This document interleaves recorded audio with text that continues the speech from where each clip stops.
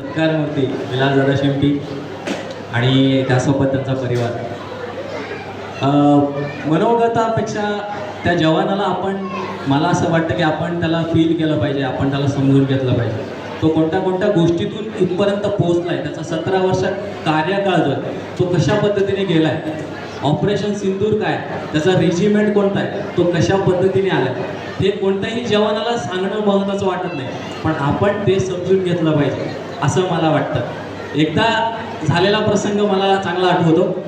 हनुमान आणि किंवा सगळे त्यांची मित्रमंडळी हे जमलेले होते. सकाळच्या वेळी विलासदादा आणि आम्ही एक्सरसाइज करत असतो आणि विलासदादा गेल्यानंतर काही कार्यकाळ झालेला होता, एकाधिक महिना झालेला असेल, आणि हनुमान दादाने, स्वप्नील वगैरे आम्ही सगळे असे होतो आणि फोन केला विलासदादाला की चला विलासदादाची काहीतरी मस्करी करूयात असं तसं.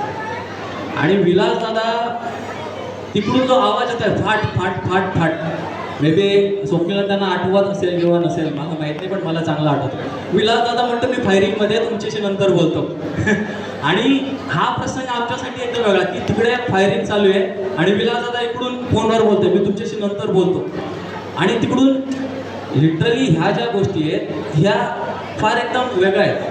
पेपरमध्ये सुद्धा एखादी बातमी जेव्हा येऊन जाते की हा 2 सैनिक शहीद झाले आहेत किंवा काय झालंय, परंतु त्यांनी त्या ठिकाणी काय अनुभवलंय हे खूप महत्त्वाचं आहे. त्यानंतर विलासदादा आणि आम्ही सकाळी भेटत असतो, मी क्रिकेट खेळतो आणि विलासदादा त्याची एक्सरसाइज रेग्युलरली अजूनसुद्धा करतो.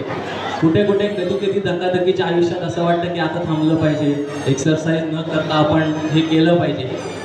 तर एवढ्या याच्यामध्ये सुद्धा विलासदादा एक्सरसाइज करतो अजूनसुद्धा. ज्या पद्धतीने तांदळे सरांनी सांगितलं की त्यांचा जो पोटाचा भाग आहे अजून वाढलेला नाही आहे, याच्या पुढे सुद्धा त्यांचा वाढणार नाही. त्यानंतर